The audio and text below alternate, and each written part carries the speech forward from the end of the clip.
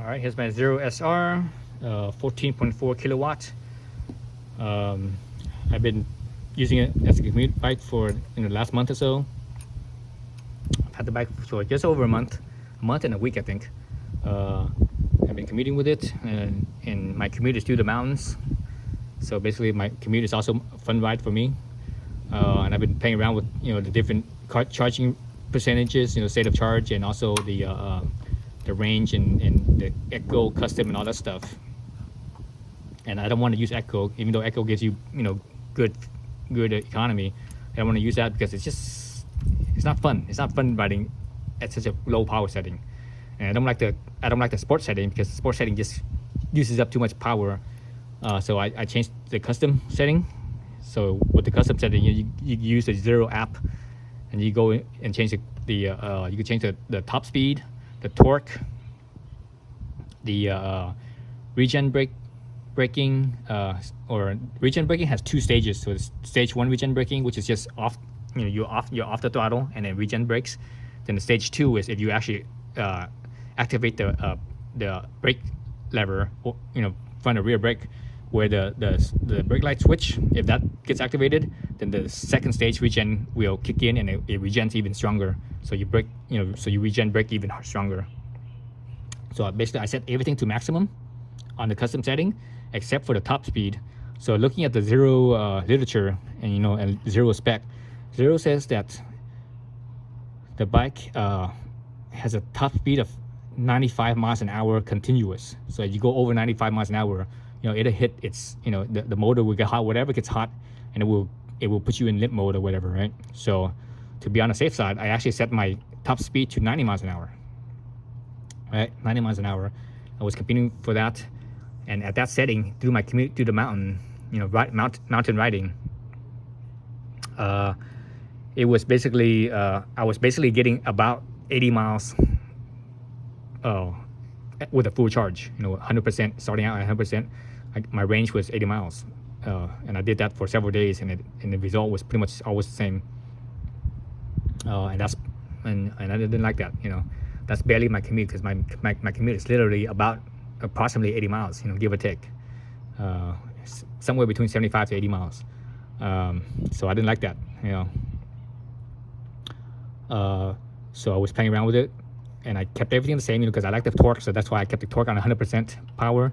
So I changed the top speed. Instead of 90 miles an hour top speed, I actually brought it down to 60 miles an hour, and that's the minimum speed you could put on this, set on the custom.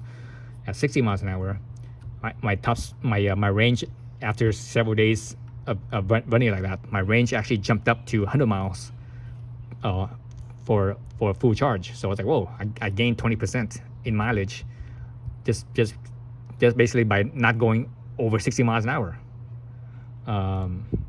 So that was a big jump. That's a huge jump. Going from 80 miles to 100 miles. If you go from 80 miles to 100 miles, that's actually not, if you think about, that's a 20-mile difference. If you think about 20 miles out of 100, that's only 1/5. But if you think about 20 miles out of 80 miles, that's 1/4. So basically, I basically increased the range 25% just by switching it to 60 miles per hour.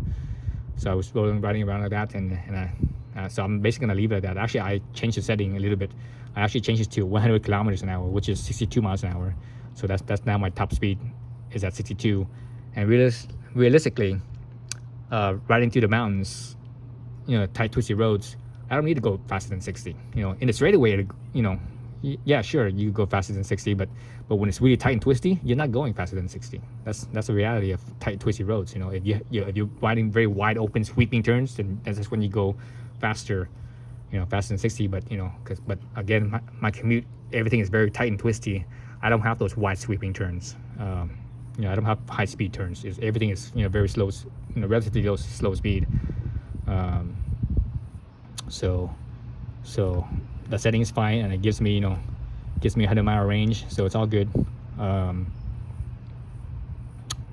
So I'm enjoying it. I'm gonna do a few things. I have a few mods. One of my mods here is the windshield, and this is new, so I just barely put this on. I haven't really, I only had one ride on it, and it wasn't a commute ride. It was just a fun test ride just to see how it deflected the wind and stuff. So I'm not sure how this improves the range, but I'll see this coming week how the range is with this windshield added. Hopefully it gives me some more range. Yeah, so that's it as far as my range setting and what I did to get a little bit more range and still have fun, still have the power, that 100% torque from that electric motor, and not use the eco mode to throttle it down. Even in eco mode, when I was using eco mode, because eco mode, they actually also set the top speed. The top speed on eco mode is 70 miles an hour. But even in eco mode, I didn't get much better than, I don't think I got much better than 100 miles in eco mode, because it can't get over 70. Usually, when you look at aerodynamics, 60 miles an hour is kind of like that point, that teeter-totter point where you need a lot more energy to push it to keep something running faster than 60 miles an hour versus being slower than 60 miles an hour. So that's why I think the eco mode didn't do much for me. Didn't do much better than my custom setting, even though my custom setting has 100% torque versus the eco mode having less.